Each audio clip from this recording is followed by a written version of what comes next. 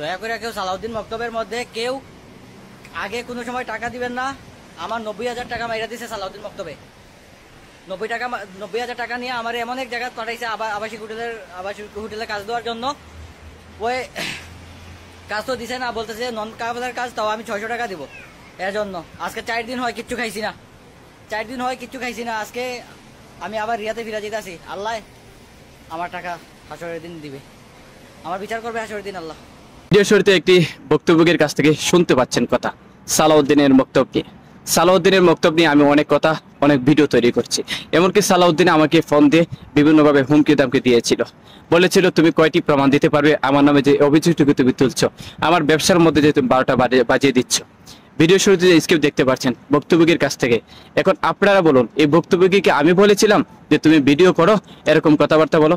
3 থেকে 4টি দিন সালাউদ্দিনের মাধ্যমে কাফেলা হবেন বলে গিয়েছিলেন। কাফেলা তো হয় না, বরং তার 90,000 টাকা নিয়ে উদাও হয়ে গিয়েছে। কাজ দিবে বলে করে সালাউদ্দিন নিয়ে গিয়েছিল।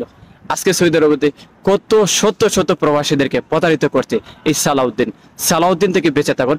কাফেলা নামক যে ভয়ঙ্কর এক দালালি চলছে সৌদি আরবের মাটিতে, এটা বন্ধ করা হোক। বাংলাদেশের দূতাবাসের কাছে আবেদন করতে চাই সালাউদ্দিনের অফিস ভেঙে দেওয়া হোক, অথবা প্রশাসনিকভাবে আইনি ব্যবস্থা নেওয়া হোক। সৌদি ভিডিওটা সবাই শেয়ার দিবেন, প্রবাসীরা সতর্ক থাকবেন সালাউদ্দিনের ভয়ঙ্কর প্রতারণা থেকে।